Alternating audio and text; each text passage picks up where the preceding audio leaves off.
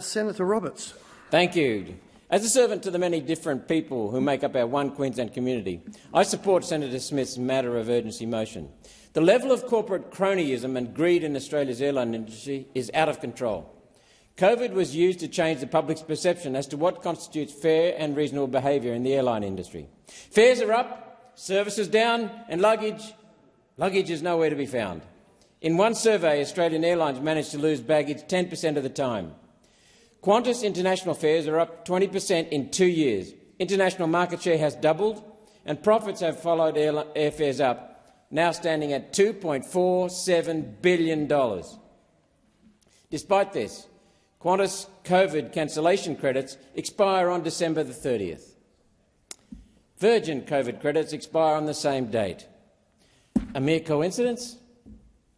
The ACCC recently charged Qantas with taking bookings on flights that were already cancelled. There's a reason for that. Our established airlines have a legacy allocation of airport landing and take-off gates.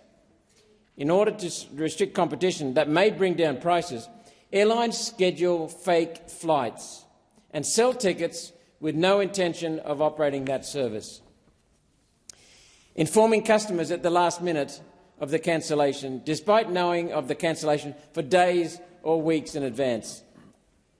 The airline does three things with this. Firstly, it keeps that slot out of the hands of a new competitor who may compete with them on price or service. Secondly, it allows airlines to squash passengers into flights that become very profitable. Domestic load in March 23 was 85%. Thirdly, passengers suffer. Everyday Australians miss connections and lose time away from loved ones. Travellers are left to reorganise holidays on the fly, usually costing them more and taking days off their holiday break. The predatory billionaires that own Qantas shares are perfectly happy with this, billionaires using investment funds like BlackRock, Vanguard and First State in order to turn Qantas, or more accurately everyday Australians, into cash cows. As long as they can use restrictive trade practices like nobbling competitors, as they did with the recent Qatar Airlines decision, and as long as they can get away with hogging landing and departure slots, their dividends will grow. From where do these excess profits come?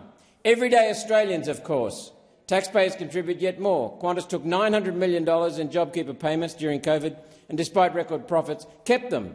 All of these things the ACCC should look at, not just pricing. The power of parasitic billionaires must be cancelled out through strong government and regulatory action to restore honest competition, ending crony capitalism through restoring free markets and real competition.